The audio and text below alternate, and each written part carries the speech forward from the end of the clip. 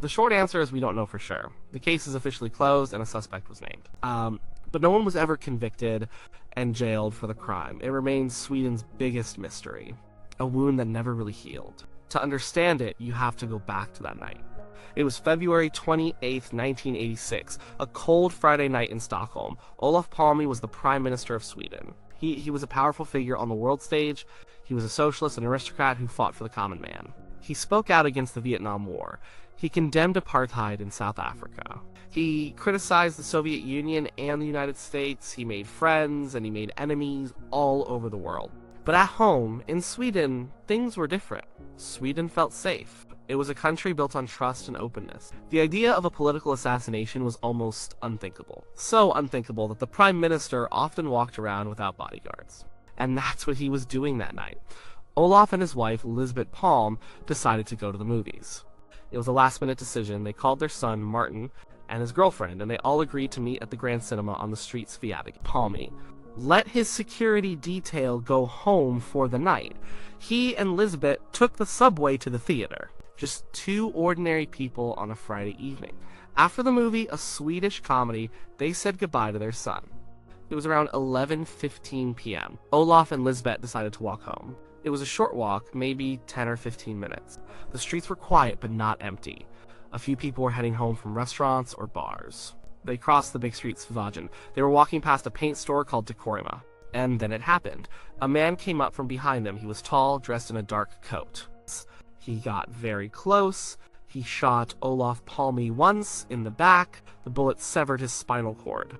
He died almost instantly. The killer then fired a second shot.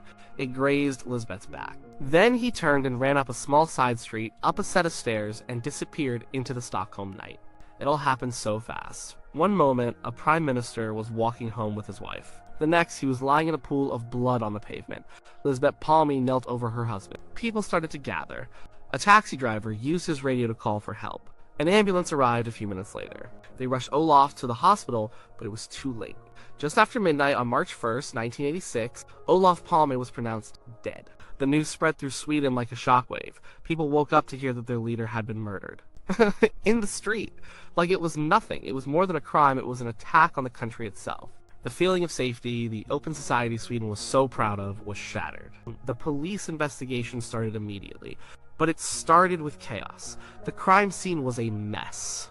In the first crucial minutes, the police failed to properly cordon off the area. People walked through, potentially destroying evidence. The national alert to stop the killer from leaving the country went out late. It was a series of mistakes that would haunt the investigation for decades. The police had 2 bullets found by passersby on the street.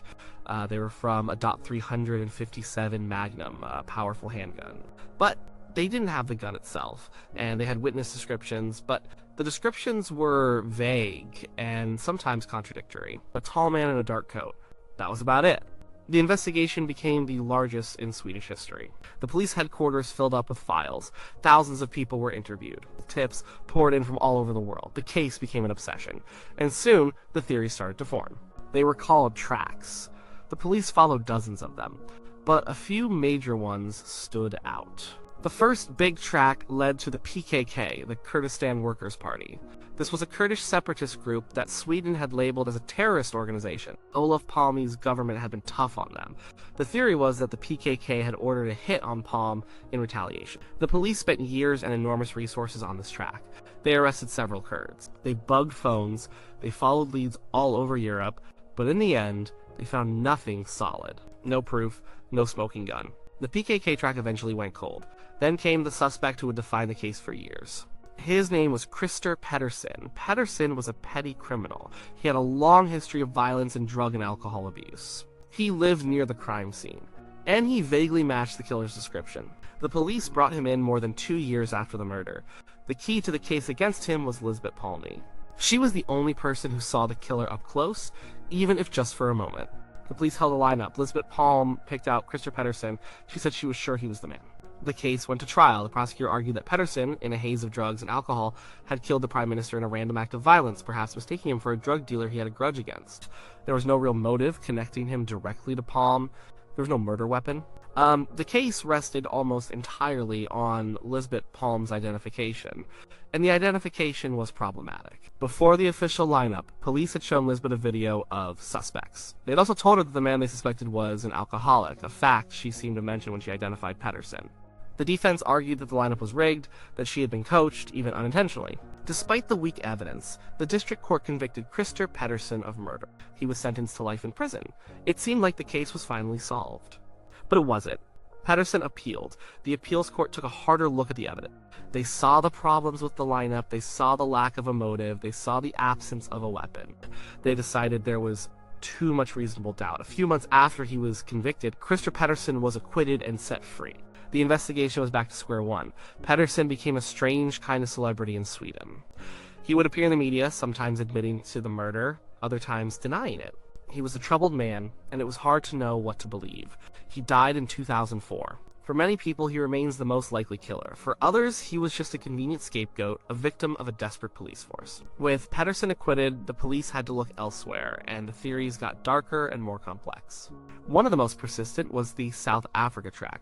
Olof Palme was one of the world's most vocal critics of the apartheid regime. He gave speeches against it, he pushed for sanctions. Sweden provided significant financial support to the African National Congress, ANC, the main anti-apartheid group. Palme was, to put it simply, a major enemy of the South African government. The theory was that South African intelligence agents had either hired a killer or carried out the assassination themselves to silence him. Over the years, former South African spies and officials came forward with stories. They spoke of a secret project to deal with Palme. Names were mentioned. Codenames were revealed. It was a complex web of conspiracy involving mercenaries, secret bank accounts, and international arms deals. These Swedish investigators traveled to South Africa. They interviewed key figures. But again, they hit a wall. The stories were often contradictory. Hard evidence was impossible to find. Was it true? Or was it just a mix of rumors and disinformation from a shadowy world of espionage? The South Africa track remains a powerful and compelling theory, but like the others, it was never proven. Another disturbing theory pointed inward. It suggested a conspiracy within the Swedish police and military. Palme was a socialist. He was seen by some on the far right as a traitor, a man who was weakening Sweden and cozying up to the Soviet Union. Well, there were known right-wing extremist groups within the Stockholm police force at the time. This theory pointed to strange things that happened on the night of the murder. There were reports of men with walkie-talkies near the crime scene, both before and after the shooting. This suggested an organized operation, not a lone, random killer. Could a group of police officers who hated Palme's politics have decided to take him out? They would have the knowledge and the means to commit the murder and then steer the investigation away from themselves. It was a chilling thought. It undermined the very institution that was supposed to solve the crime. But like the South Africa theory, it was incredibly difficult to prove. It remained in the realm of conspiracy, a dark cloud hanging over the investigation. Their years turned into decades. The lead investigator changed again and again. The files grew into a mountain of paper, filling an entire room. The cost of the investigation soared into the tens of millions of dollars. It became a national trauma. Every Swede had an opinion. Every new book or documentary would spark a new debate. The murder of Olof Palme was not just a cold case, it was a part of the Swedish identity. And then, in 2020, something unexpected happened. The chief prosecutor, Christer Pettersson, a different spelling from the first suspect, called a press conference. And he announced that he was closing the investigation. After 34 years, it was over. And he named the man he believed was the killer. It was not a Kurdish militant. It was not a South African spy. It was not a police officer. His name was Stig Engström. The media had nicknamed him Skandia Man years ago. He worked as a graphic designer at the Skandia Insurance Company, whose headquarters were right next to the crime scene. Engström was one of the first people on the scene after the shooting. In fact, he had been at the scene from the very beginning. He had clocked out of his office just minutes before the murder. He told police he was there. He said he tried to help. He gave interviews to the media in the days after the murder, presenting himself as a key witness. He even criticized the police investigation, but his story had problems, big problems. He changed his account several times. What he claimed to have done at the scene didn't match what other witnesses said. He claimed he spoke to Lisbeth Palme, but she had no memory of him. He claimed he tried to resuscitate the Prime Minister, but others said he did nothing. His timeline of when he left his office and what he did was inconsistent. For years, he was treated by the police as just an unreliable, attention-seeking witness. They dismissed him. But a new generation of investigators and journalists started looking at him again. And they saw something else. They saw a man who fit the witness descriptions of the killer better than Christer Pettersson did. He was the right height. He was wearing a dark coat and a cap, just like some witnesses described. They saw a man who had a deep dislike for Olof Palme and his politics. He moved in right-wing circles. He had access to firearms through a friend who was a weapons collector, and his behavior after the murder was bizarre. He seemed obsessed with inserting himself into the story, almost as if he was trying to control the narrative, to create a false role for himself as a helpful witness to cover up his real role as the killer. The prosecutor in 2020 laid out the case. He argued that Stig Engström, acting alone, had left his office, saw Olof Palme on the street, and shot him. His motive was political hatred. Then, in the ensuing chaos, he simply blended back into the crowd, pretending to be just another witness. It was a bold and simple theory. He was hiding in plain sight. It was a stunning conclusion. But there was a catch. Stig Engström had died in the year 2000. He had taken his own life. Because the main suspect was dead, the prosecutor could not press charges. There would be no trial. There would be no final verdict from a court.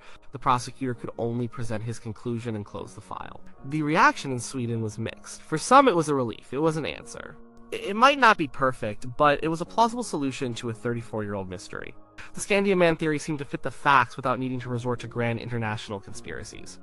It was a story of a lone, politically motivated killer who got away with it by being overlooked. But for many others, it was deeply unsatisfying. It felt like an anticlimax. The evidence against Engström was entirely circumstantial. There was no confession. There was no murder weapon ever found. The bullets couldn't be traced to any gun he owned. It was just a theory. A well-argued theory, perhaps the best one they had, but still just a theory. Closing the case on a dead man felt like giving up. It left so many questions unanswered. If Engström was the killer, how did he, a middle-aged graphic designer with no history of violence, pull it off so cleanly? How did he manage to escape without a trace? And were we supposed to just discard all the evidence that pointed towards other tracks, like the South African connection or the police conspiracy? So, who killed Olof Palme? The official answer, the one that closed the books, is Stig Engström. The prosecutor is reasonably sure it was him, but the real answer is that we will probably never be 100% sure. The initial police failures left the door open for doubt. The decades of conflicting theories created a fog of confusion that may never fully lift. Christer Pettersson was convicted and then freed. Stig Engström was named but could never be tried. The murder of Olof Palme is a story about more than just a crime. It's a story about a country that lost its innocence on a cold February night. It's a story about how a single act of violence can create endless ripples of doubt, fear, and conspiracy. And it's a story about how some questions, no matter how much time and money you spend trying to answer them, may never have a final, satisfying answer. The case is closed, but the mystery endures.